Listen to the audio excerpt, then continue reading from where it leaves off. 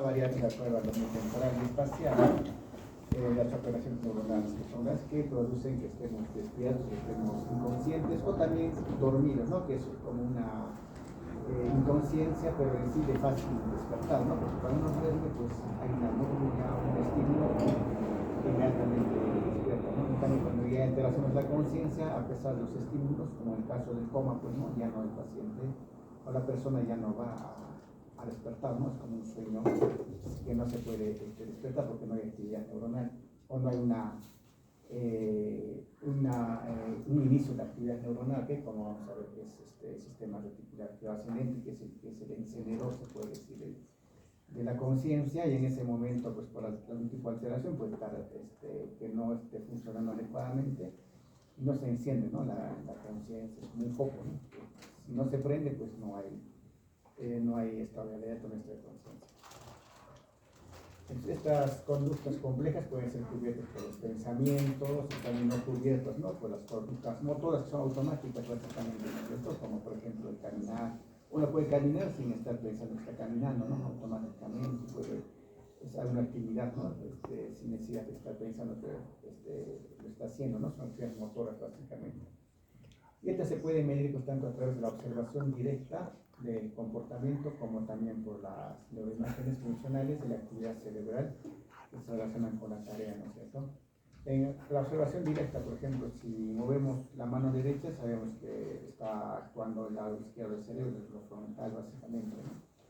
Y hay los estudios que ahora, pues, últimos que han salido, como la resonancia magnética funcional, activa áreas cerebrales, o sea, que las áreas que se activan pueden ser vistas, ¿no? De diferentes colores, de diferentes magnitudes, por eso que los últimos estudios del cerebro se realizan pues con resonancia magnética cerebral y nos van viendo, ¿no? Determinadas áreas que se activan con determinadas funciones cerebrales, ¿no?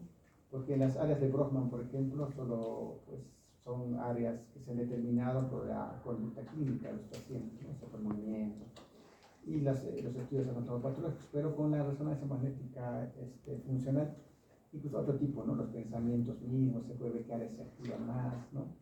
Sara, por ejemplo, se descubrió con la resonancia magnética funcional, ¿no? Porque es el área que se activa justo al despertar, ¿no? Entonces, esas funciones ya son, pues, descubrimientos últimos, ¿no? Que antes se pensó que la conciencia estaba incluso primero al principio, ¿no? En el corazón, luego en la parte cortical cerebral, que se activaba en esa zona, ¿no? Y así cada vez, ¿no? Fueron apareciendo nuevas teorías de la activación de la conciencia. Y hasta ahora no se sabe al 100% cómo funciona la conciencia, ¿no? Se ha descubierto el SAR así que es donde se activa, pero las demás rutas, las demás vías, pues aún son teorías en sí, ¿no? Como vamos a ver en las teorías de la conciencia en sí, que no está al 100%, ¿no? Funcionalmente, la conciencia puede describirse mediante dos cualidades, ¿no es cierto? Que es el nivel de alerta, el también llamado el arousal, el cual es, pues, cómo nos encontramos, ¿no es cierto? Si alertas, si estamos somnolientos, si estamos estuporosos o incluso en coma, ¿no? Y la experiencia de la conciencia, que es el awareness, ¿no? Que es el nivel de alerta de este nivel de energía, de activación de los pensamientos mismos, ¿no? Que nos hacen, por eso hay alteraciones del nivel de conciencia, ¿no? Y también de las alteraciones del contenido de la conciencia, ¿no? Por ejemplo, los pacientes psiquiátricos tienen alucinaciones, ven cosas que no son reales, ¿no? Empiezan a ver, por ejemplo, o en su imaginación, ¿no? Que le están persiguiendo, y son pues historias bien completas, ¿no? Que para ellos es cierto, es real. Son también alteraciones en ese tipo, ¿no? Del contenido mismo de la conciencia. Hubo pacientes que tienen pues, alteraciones, por ejemplo, corticales de ambos hemisferios, como una encefalitis, una meningitis o una alteración metabólica, pues que hace este paciente también tiene alteraciones porque de cómo está percibiendo, ¿no? Está despierto, está alerta, está bien despierto, pero su contenido de conciencia no es adecuado, ¿no? Empiezan a tener alucinaciones, empiezan a confundir las cosas, a tener miedos, agresividad, ¿no? Esto pasa, por ejemplo, en las encefalopatías metabólicas muchas veces, ¿no? Por ejemplo, una encefalopatía hepática, una encefalopatía renal. intoxicación, ¿no? Se puede ver también consumo de medicamentos, en drogas, ¿no? Que hay una alteración de lo que es el contenido de la conciencia. La ausencia de alerta, por ejemplo, durante el sueño o cuando estamos bajo una anestesia general, indicaría la ausencia de conciencia, ¿no? Por lo que una activación fisiológica óptima es un requerimiento básico para poder procesar la información sensorial. En ese momento, pues, no está viendo, ¿no? Por otro lado, entonces, la experiencia de conciencia, cómo se adquiere en sí, es la habilidad que tiene cada persona de percibir tanto sus propios estados internos como los estímulos ambientales, ¿no? Pues como me siento en un momento, y si hay viento, si hay lluvia, ¿no? Todo está enmarcado en la conciencia. Una persona que esté inconsciente, pues no se va a dar cuenta de nada de eso. Y también puede operar sobre ellos, ¿no? Si hace mucho frío me abrigaré, si hace mucho calor me quitaré un poco la ropa. Entonces, todo eso hace de que nuestra conciencia pues esté funcionando adecuadamente. Tanto a nivel de alerta como la experiencia de conciencia quedarían pues supeditadas por el estado funcional del sustrato nervioso subyacente, ¿no? Que son las redes cerebrales. Esto, pues como decías, que las teorías de hace solamente unos 40, 50 años, ¿no? Era de que la conciencia, ¿no? Incluso se pensaba que era más de tipo religioso o de tipo, hablaban mucho de brujerías, hechicerías, ¿no? Que por una persona cuando quedaba inconsciente pensaban ya que estaba pues con otro tipo de problema, ¿no? Que no era en sí una función cerebral o neuronal.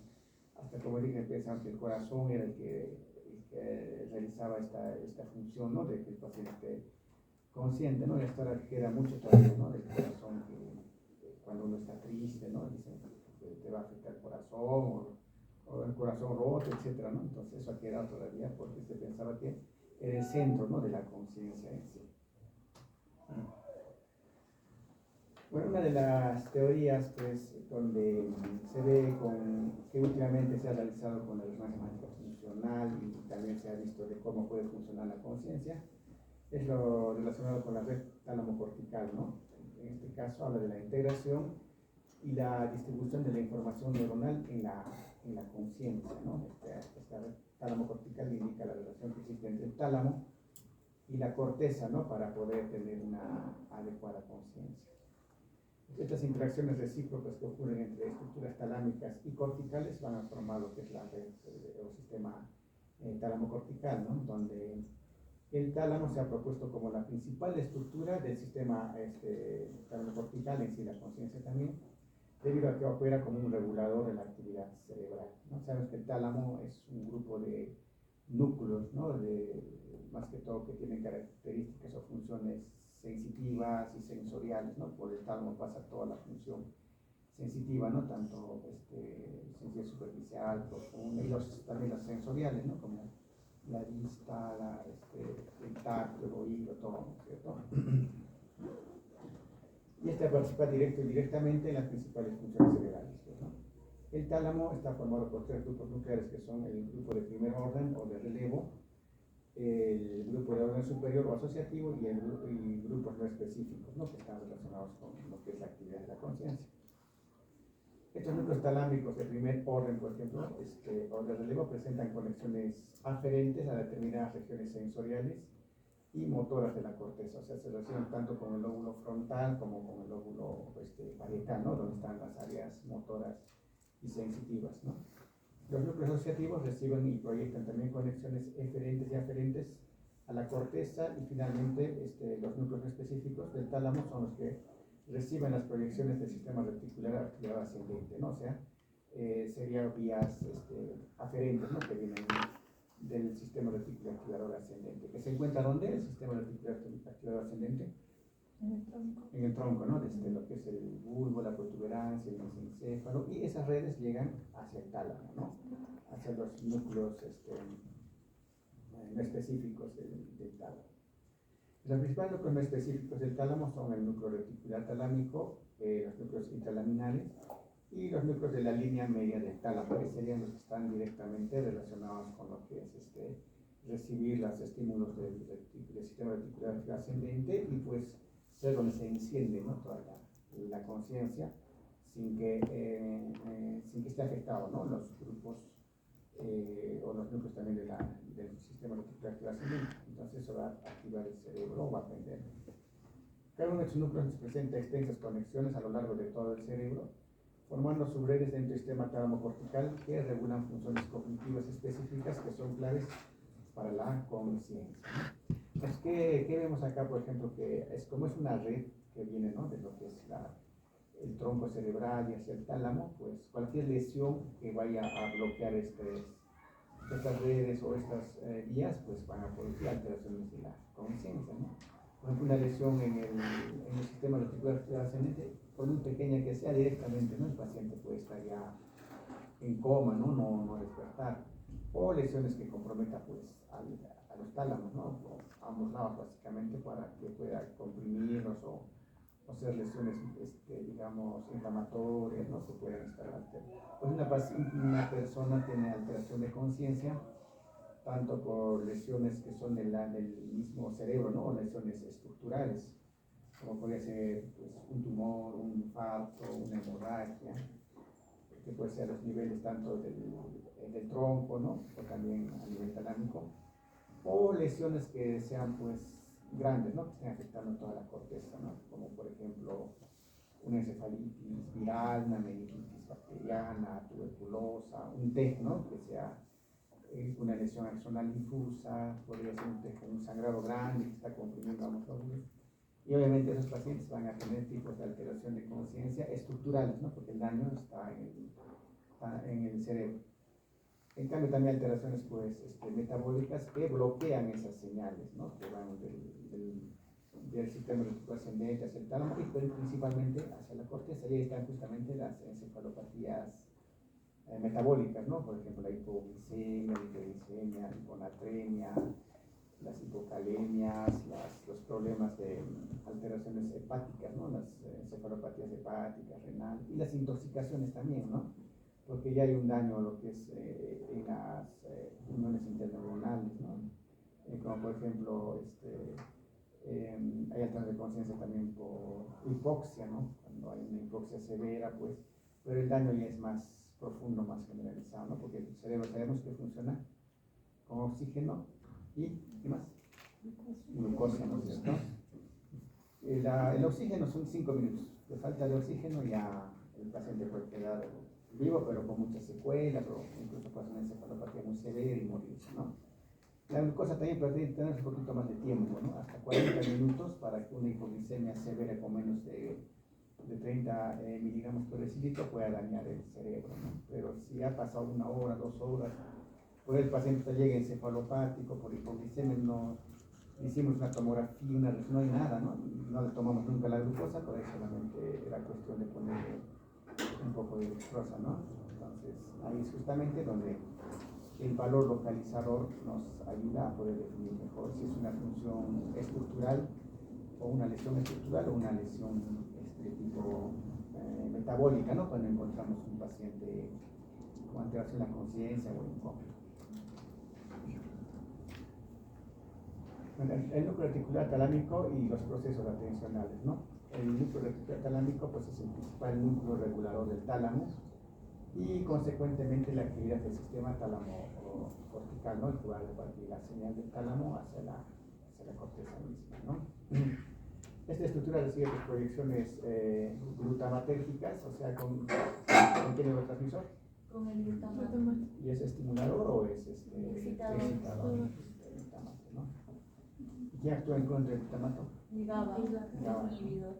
Es inhibidor, entonces es igual, ¿no? Incluso los medicamentos anticonvulsivantes, antiepilépticos, pues son bloqueadores del glutamato, ¿no? Pues, eso vamos a ver cuando vea en farmacología, seguramente también lo van a ver, ¿no? Entonces, estas funciones son muy importantes a nivel también de lo que es la conciencia en sí, ¿no?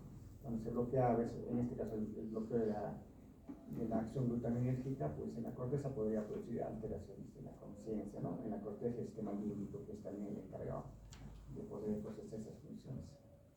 En las grandes basales, el cerebro anterior, en el tronco encéfalo, el mesencéfalo, el cerebelo, incluso en el propio tálamo, ¿no?, puede haber alteraciones glutaminérgicas. Y a pesar de recibir proyecciones diferentes de prácticamente todo el cerebro, solo proyecta señales aferentes GABAérgicas al tálamo, ¿no?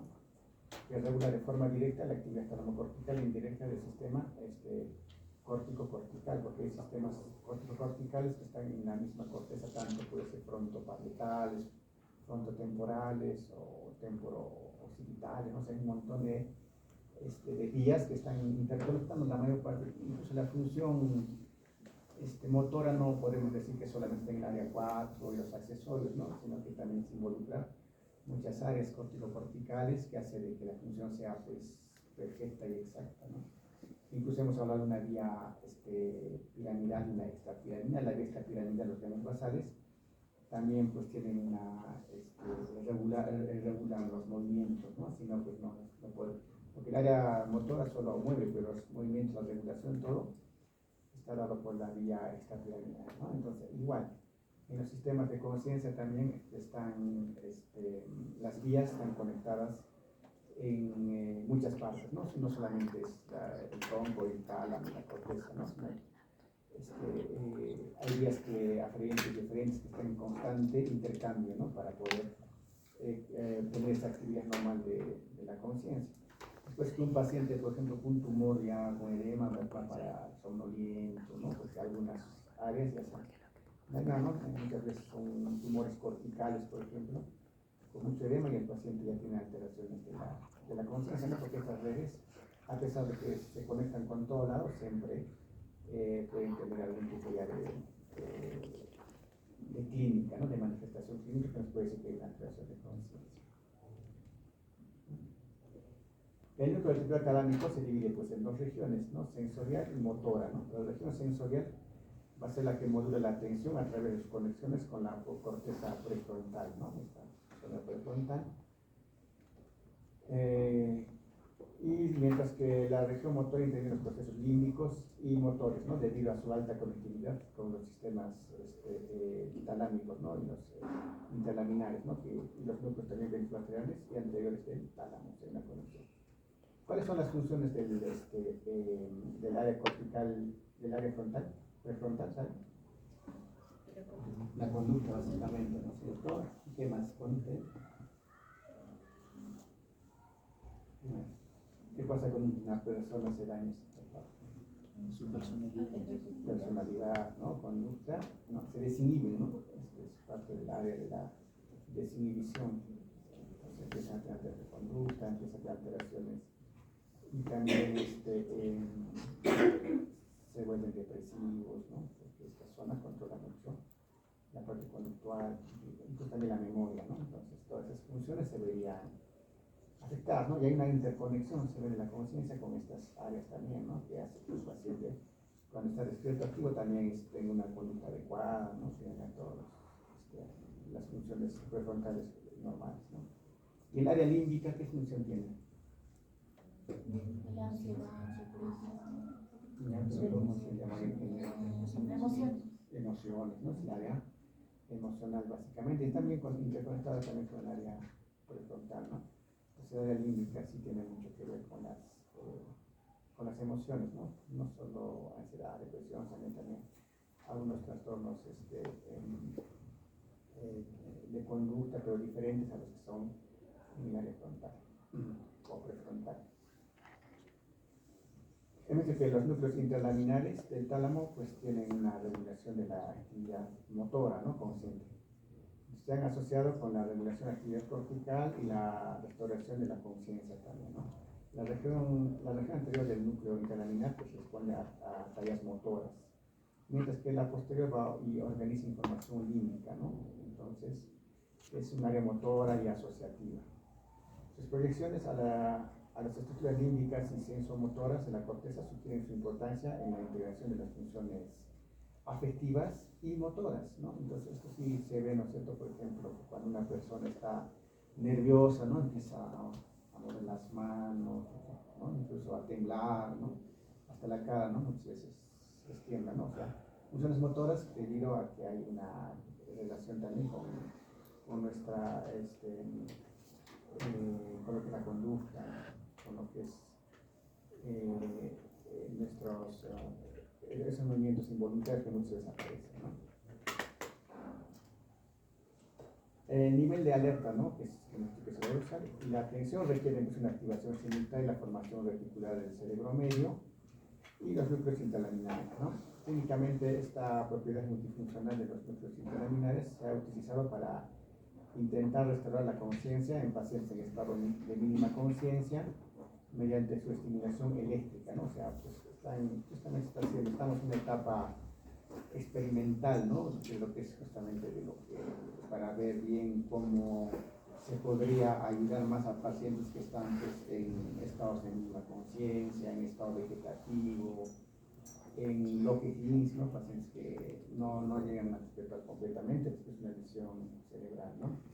Se ha visto que estimulando estas áreas, pues podría haber la posibilidad de que el paciente pueda despertar, ¿no? De un estado de mínima conciencia, básicamente. El estado vegetativo es incluso un poco más complejo porque las áreas dañadas son más grandes, ¿no? Entonces, los pacientes mostraron una mejor significativa respuesta en su comportamiento, ¿no? Pero no se vio signos claros de conciencia y tampoco de voluntariedad. Esta evidencia sitúa a los núcleos interlaminares como un conjunto de núcleos talámicos que regulan funciones básicas para la conciencia, ¿no? El nivel de alerta, la programación motora, pero que por sí solas no son suficientes para generar una experiencia genuina de conciencia, ¿no? O sea, no es solo que esté bien este núcleo para poder tener un paciente consciente, ¿no? Justamente los estudios que se realizan ven que son muchos otros áreas y factores que hacen que una persona no despierte, por ejemplo, de un estado de mínima conciencia, ¿no? Como lo que puede pasar por múltiples causas, ¿no? ¿Cuál es la causa más frecuente de estados vegetativos de mínima conciencia? Okay. Lo que mucho les gusta causa. Los traumatismos, pero en este caso sí, ¿no? Porque hay diferentes traumatismos intracerebrales, ¿no? Con sangrados profusos que producen hematomas epidurales, estructurales, y a veces pues el tiempo es básico, ¿no? Para poder salvar muchas áreas. Un hematoma epidural, por ejemplo, si el paciente no lo opera en ese rato, pues el daño ya va a ser severo por compresión básicamente, ¿no? De áreas cerebrales como el tálamo, incluso el tronco cerebral. Entonces, en este caso, pues ya va a crear secuelas, ¿no? Y una de esas secuelas puede ser pues, las alteraciones de la conciencia, ¿no? Un estado de mínima conciencia, un estado vegetativo, ¿no? Que son básicamente los que, o incluso una muerte cerebral, ¿no? Un paciente que, bueno, muerte cerebral ya es diferente porque ya no hay función de ningún tipo ya de núcleos, ¿no? O sea, ya el paciente pues, está en su muerte, ¿no? En cambio, en un estado de mínima conciencia, pues todavía el paciente puede fijar la mirada, decir sí, decir no. En el vegetativo, en cambio, ya no, está siempre, está despierto, pero con mirada perdida, ¿no? Se sienta una mosca en su nariz y no le da mucha importancia, ¿no? En cambio, en la conciencia todavía, ¿no? Trata de retirarse, de decir, ¿no? Pero no hay, pues, un estado en el que pueda tener una conversación clara, un pensamiento, o no sé, la televisión, no llegan a eso, ¿no? Entonces se quedan ahí definitivamente. El estado vegetativo, por ejemplo, más que todo es la evaluación clínica y el tiempo, ¿no? Que se encuentran en ese estado. Pues justamente en estos pacientes se les ha intentado pues, despertarlos con estimulación eléctrica. Hay un montón de estudios, pero no ha habido nunca una respuesta, ¿no? Porque los daños neuronales pues, son muy marcados, ¿no? Los órganos cuando se afectan, pues ya no, ya son difícilmente adecuadamente, ¿no? Los núcleos de la línea media del tálamo y también está relacionado con los procesos de memoria, ¿no? Amnésicos y también emocionales. Los núcleos de la línea media ya que regulan la entrada de información del sistema límbico, el núcleo de Reuner, ¿no? Y el romboide, junto con la corteza prefrontal medial del hipocampo, forman un circuito especializado que contribuye al aprendizaje, ¿no? ¿Cómo se llama ese circuito? ¿Se acuerdan? ¿Su nombre?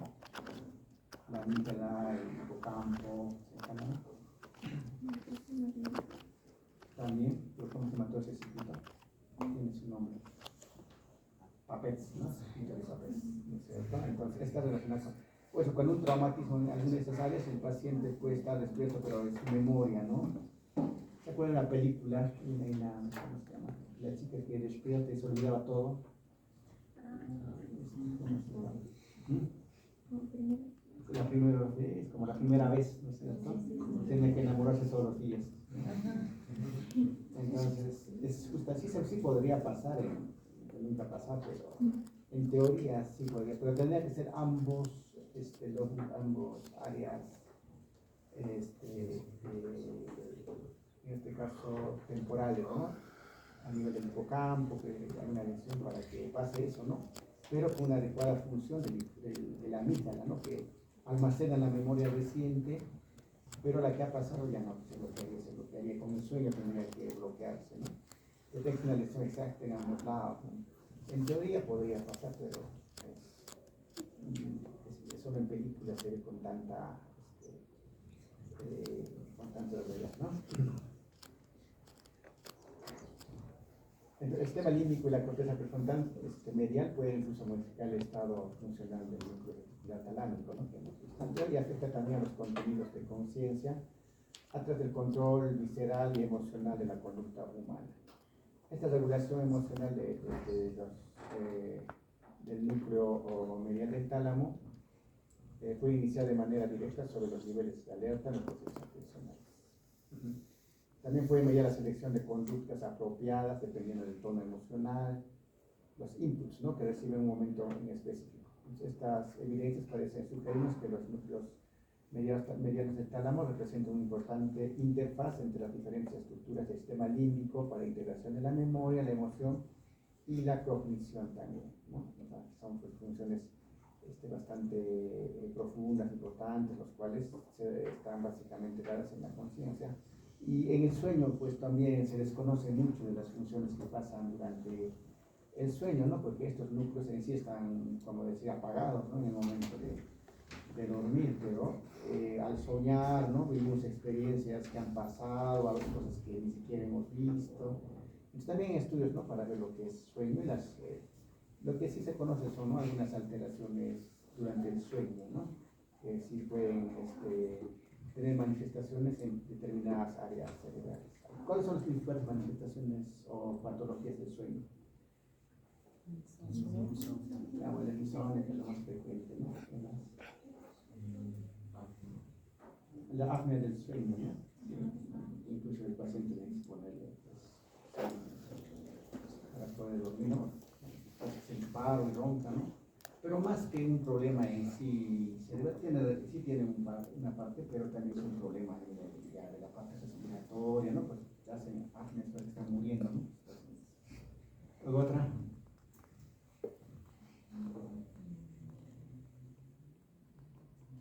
El sonambulismo, ¿no? Escuché de eso,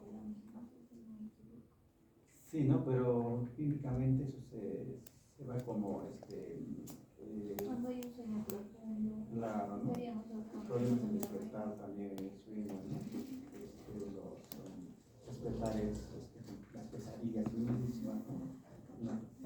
Pero algunas pesadillas pueden ser así, tipos de epilepsias, ¿no? Que son en el sueño, puede ser que cuando hay mucha pesadilla, muchos despertares así de terror, pues siempre no hay alteraciones en la que es la actividad cerebral, ¿no? Acá vemos las relaciones, ¿no? De los núcleos talámicos con lo que es la corteza prefrontal, que son vías aferentes. Las eferencias también, ¿no? Van de las vías de los núcleos dorsales del tálamo hacia la corteza prefrontal. Todo esto relacionado pues, con actividades conscientes, ¿no? Como son la memoria, por ejemplo, es consciente, la conducta misma, y como vemos muchas veces hasta nuestra conducta o nuestros movimientos motores dependen mucho de nuestro estado emocional, ¿no? Que está relacionado con lo que es las regiones límbicas, ¿no? Entonces, una persona que está molesta, ¿no? Viene y hasta te chanca la puerta, ¿no? Te puede gritar, ¿no? Entonces, actividades motoras también están de acuerdo a eso. O sea, hay una conexión de muchas vías para tener este tipo de acciones, ¿no? Entonces, como digo, lo importante en esto es darse cuenta que el cerebro está tan interconectado con tan diferentes áreas y zonas muchas funciones pues pueden alterarse de acuerdo incluso a pequeñas áreas lesionadas, dañadas, o con funciones pues, que no se han podido adecuar, ¿no?, al desarrollo normal del cerebro, ¿no? En este caso los psiquiatras, por ejemplo, ven casos de intentos de suicidio, depresiones severas, ansiedades, que en sí podemos hacer resonancia magnética y la función es normal. ¿Y qué está pasando con este paciente? No es un problema cerebral, entonces la depresión, la ansiedad, ¿no? Entonces las experiencias de esa persona que ha podido vivir, ¿no? Entonces es el almacenamiento mismo y unas predisposiciones genéticas hacen que pues, hay personas con trastornos del estado anímico, ¿no?, como la ansiedad, la depresión. Hay trastornos de personalidad también, ¿no es cierto?, como personas que son borderline, ¿no?, hasta llegar a esquizofrenias. O sea, el cerebro es muy complejo, ¿no?, en este aspecto de sus funciones psíquicas, de sus funciones emocionales, de la conducta también, ¿no? Entonces, en neurología tenemos lesión y cómo se manifiesta clínicamente, ¿no? Entonces, pero la parte funcional del cerebro es mucho más amplia y todavía está en estudio, porque no se conocen muchas de esas funciones emocionales, psíquicas, que si se dan cuenta, ¿no? Hasta hay personas que pueden flotar, ¿cómo se llama? La levitación, ¿no? Y eso también son funciones mentales, ¿no? ¿Cómo lo logran? Solo con una concentración tan intensa. O sea, el cerebro puede hasta mover cosas, ¿no? Entonces eso no sabemos mucho, ¿no?, qué está pasando, porque unos sí y otros no. Entonces hay mucho todavía por estudiar de la parte cerebral. No tenemos todavía mucho conocimiento de, no sé si serán áreas o serán funciones concretas del cerebro, o qué se estimulará para poder lograr algunas cosas que solo algunas personas las pueden hacer, ¿no? O el mismo aprendizaje o la misma capacidad intelectual es diferente de una persona a otra, ¿no? Otros tienen capacidad intelectual, pues, digamos, en matemática, otros en la parte de la lectura, otros tienen capacidades, habilidades motoras mucho más marcadas, ¿no? Por ejemplo, Messi, ¿no?, como puede tener funciones cerebrales del movimiento que son pues muy complejas, que no todo el mundo lo hace, ¿no?, sino todos se como Messi. Entonces, todo está relacionado con la parte cerebral y con determinadas estimulaciones, y también últimamente se ve que hay cuestiones genéticas que hacen de que ciertas soluciones sean más fáciles para otras, ¿no? Porque hay familias enteras que son buenísimas en matemáticas, ¿no? Los niños son problemas que no pueden hacerlo, ¿no? Es también una cuestión bastante genética. Bueno, la última, las redes córtico-corticales que habíamos mencionado, ¿no es cierto? Entonces, como su nombre indica, son pues áreas de la corteza como otras áreas de la corteza, ¿no? En este caso se relaciona con lo que es el procesamiento consciente de los contenidos de conciencia, de nuestro pensamiento en sí.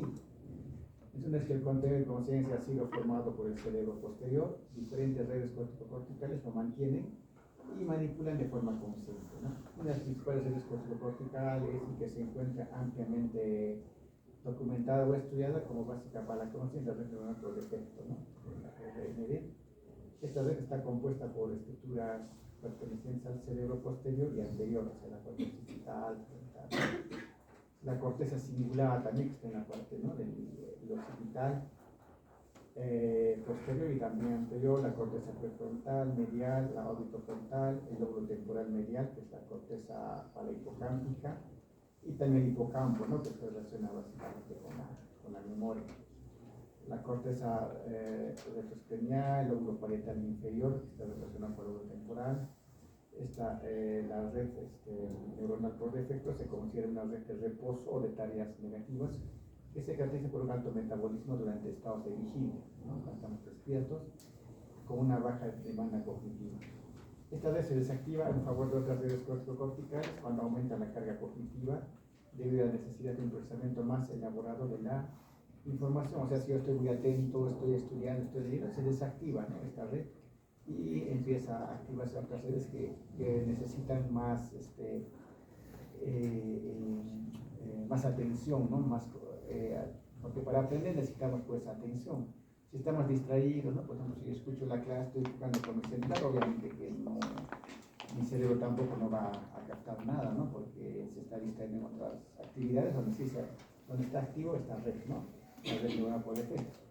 Y en cambio las redes corticales que necesitamos para el aprendizaje pues están desactivadas, ¿no? Necesitamos más bien desactivar estas redes que son para el funcionamiento básico, ¿no? Caminar pensando, ¿no? Caminar, estar, no sé, sentado pero relajado sin estar pensando en nada, ¿no? Es difícil no pensar en nada tampoco, ¿no? O ustedes pueden sentarse y no voy a pensar en nada y igual están pensando en esa nada. Entonces, no es factible muchas veces. Bueno, aquí están las interconexiones, ¿no? Especialmente de estas áreas corticales. Si hemos visto, pues se conectan la mayor parte de áreas corticales, pero es como un rebote, ¿no? Manda la función aferente al tálamo y el tálamo como por rebote lo pasa hacia las otras áreas.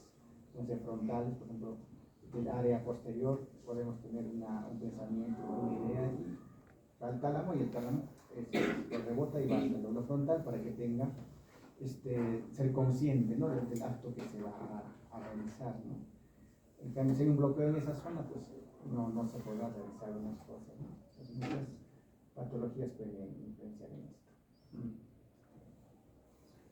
Esta red por defecto puede entenderse como una red que modula la actividad cortical a partir de mediar en la transferencia de información neuronal entre un estado de bajo metabolismo, ¿no? Como el no estar pensando en algo importante, no estar en actividad cerebral, y en estados cerebrales que requieren un mayor gasto metabólico para un procesamiento más complejo de la información, ¿no? Como el estar atento. Cuando un sujeto está en reposo, sin procesar información del exterior, pues esta red por defecto controla la actividad cortical y la corteza cingulada posterior y el precúneo también, ¿no? Que son áreas posteriores, y sus núcleos corticales principales. Pero también a medida que la información se vuelve más compleja y la carga de la memoria de trabajo aumenta, el peso fisiológico de este área decreta en favor de las redes corticales, como os decía, y las tareas positivas, ¿no? Porque son tareas negativas que pues, son de relajación. Esta, en cambio, tiene que desactivarse para que podamos ya estar pues, totalmente atentos, ¿no? Entre todas las redes corticales, las que presentan un mayor peso fisiológico en el procesamiento complejo de información son la red ejecutiva central frontoparietal, ¿no? Es el área donde se está acumulando la información que tenemos, pero también es momentánea, ¿no? Porque lo que vamos a aprender ahora, por ejemplo, si mañana les pregunto, va a quedar pues, un 10, 5%, ¿no? Pero si en la noche lo leen 2 veces, ya quedará un 50% por lo menos, ¿no? Porque estoy utilizando más, pero también el gasto metabólico es mayor, ¿no? Que estar con la red por defecto que activar.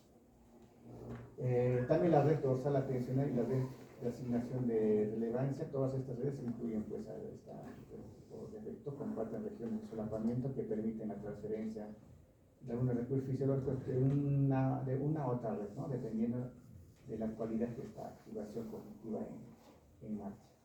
El resultado en continua interacción de todas estas redes, sobre todo la red por defecto y la red ejecutiva central, van a definir en última instancia la experiencia de conciencia del individuo, ¿no? Si está en una situación de aprendizaje, de función máxima cerebral, ¿no? No solo aprendizaje, sino otras funciones. Igual, ¿no? Hablemos de Messi, ¿no? Cuando él juega un partido de fútbol, pues todas sus áreas tienen que estar totalmente activas, ¿no? Porque si no, tampoco no funciona, porque no solo el cerebro es aprendizaje, memoria, ¿no? La memoria también es motora, la memoria sensorial, ¿no? Entonces, todo es memoria, no todo lo que aprendemos, porque nadie nace pues sabiendo, por ejemplo, montar una bicicleta, y está en memoria, ¿no? Entonces activa todas las áreas.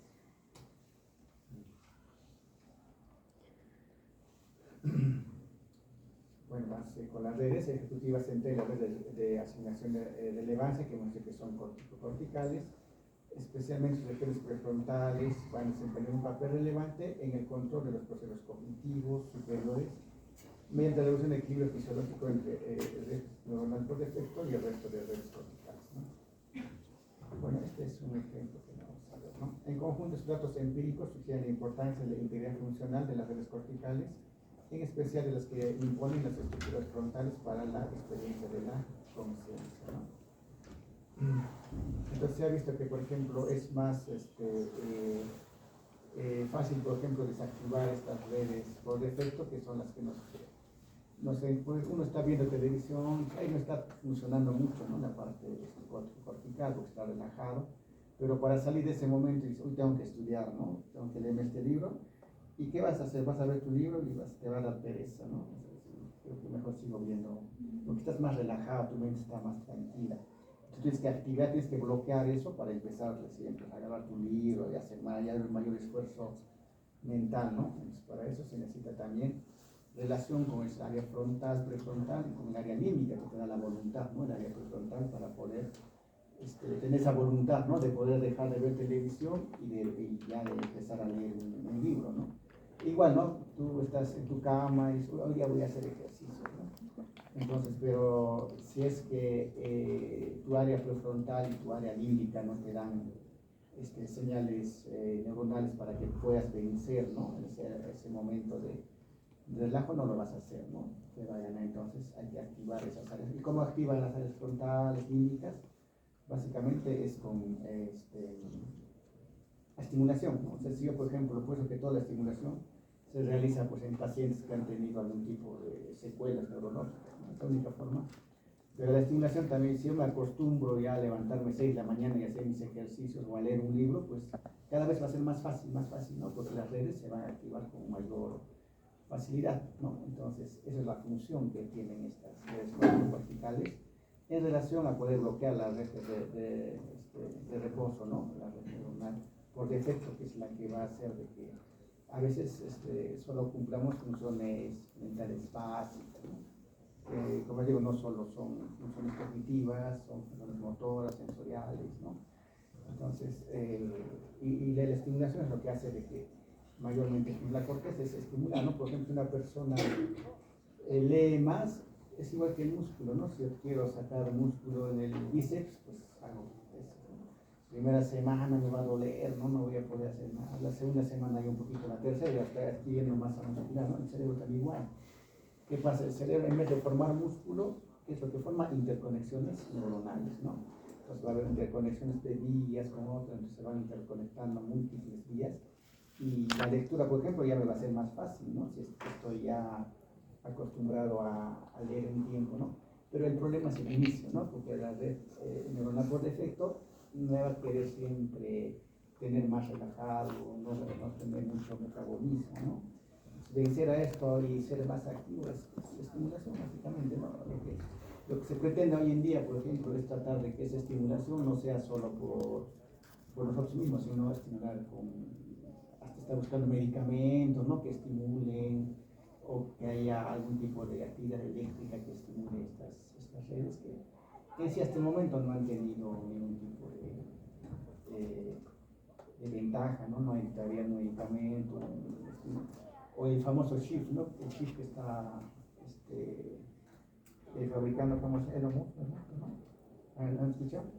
Que van a colocar un chip para que todo quede grabado en nuestro cerebro. Están haciendo los primeros experimentos, ¿no? Entonces se va a ver, ¿no? Si con eso realmente va a servir para que no, ni siquiera nos vas a agarrar, nos van a conectar con ese líder y ya todo va a estar en nuestro cerebro. Entonces ya con esa facilidad que ya nadie va a estudiar, ¿no? Todo vamos a ponerlo a mano. Veremos si resulta, ¿no? Porque no solo estamos viendo que la capacidad de nuestro cerebro no es solo almacenar memoria, sino la parte emocional, la parte de los actos voluntarios, que tienen mucho que ver, ¿no? Entonces, veremos si se logra, ¿no? Que solo un chip pueda manejar todo eso. No creo que las emociones también se puedan suprimir, ¿no? Con eso. Solo que sea para la parte tal vez como una memoria interna, ¿no? Como tener un chip de celular, ¿no? Vamos a ver si lo buscan, si van a ser ya los primeros. Han aprobado ya la FDA para hacer las primeras pruebas, ¿no?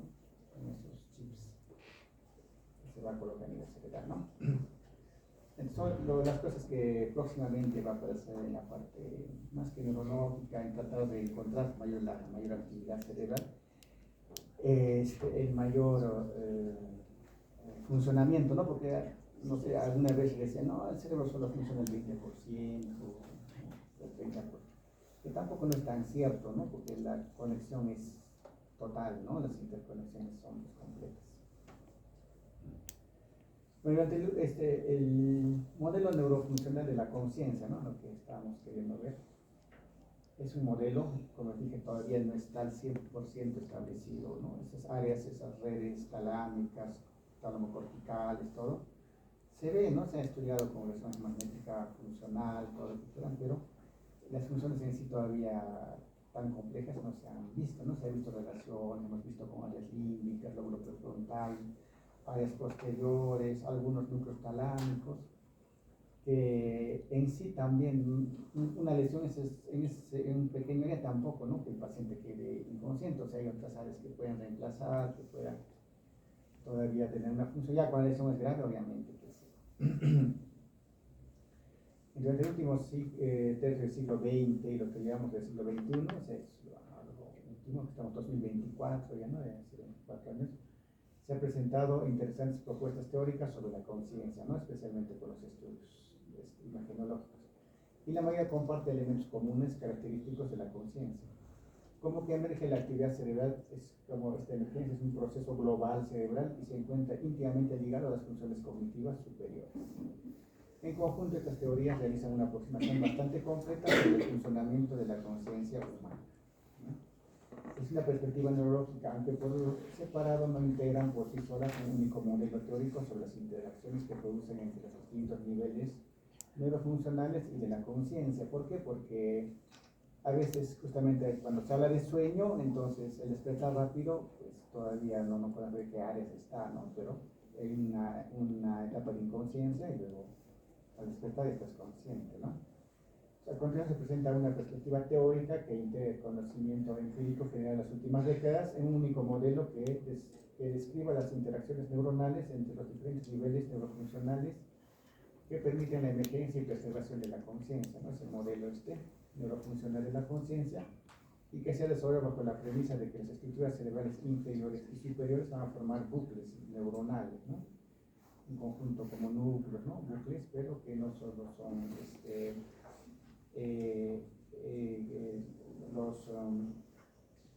los somas, ¿no? de las neuronas, sino también de bucles a las zonas axonales, como también del mismo soma de la neurona, ¿no? Estos retroalimentan de sus propias operaciones para ajustar su activación neuronal y regular la conducta que está en marcha, ¿no? En este sentido, la conciencia estaría más relacionada con una red neuronal en bucle cerrado que con un producto emergente, o sea, no es así, ¿no?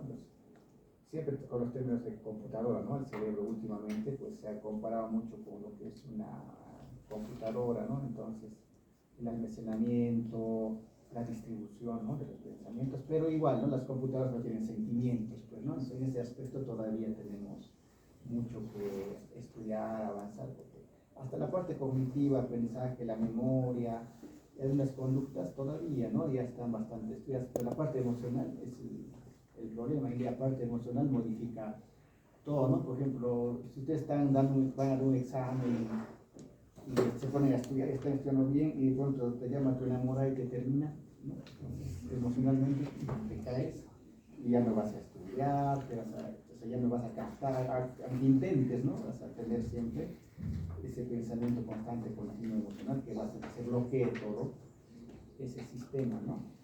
Entonces, eso no va a pasar, por eso la inteligencia artificial pues está de moda, ¿no? Porque ellos solamente es memoria y respuesta a una pregunta, ¿no? Y te va a responder de miles de formas, de las miles de formas que existen te la va a poder responder. Pero si tuviera sentimientos y algún tipo de otras funciones humanas, tal vez no lo podría hacer, ¿no? Entonces, ahí es donde todavía no se ha podido establecer esas funciones. Bueno, este sistema, esta teoría, pues, se basa en lo que es estos bucles, ¿no? Que van de la parte más inferior, que es el sistema activador ascendente, ¿no? El SARA, donde se produce la activación cerebral, ¿no es cierto?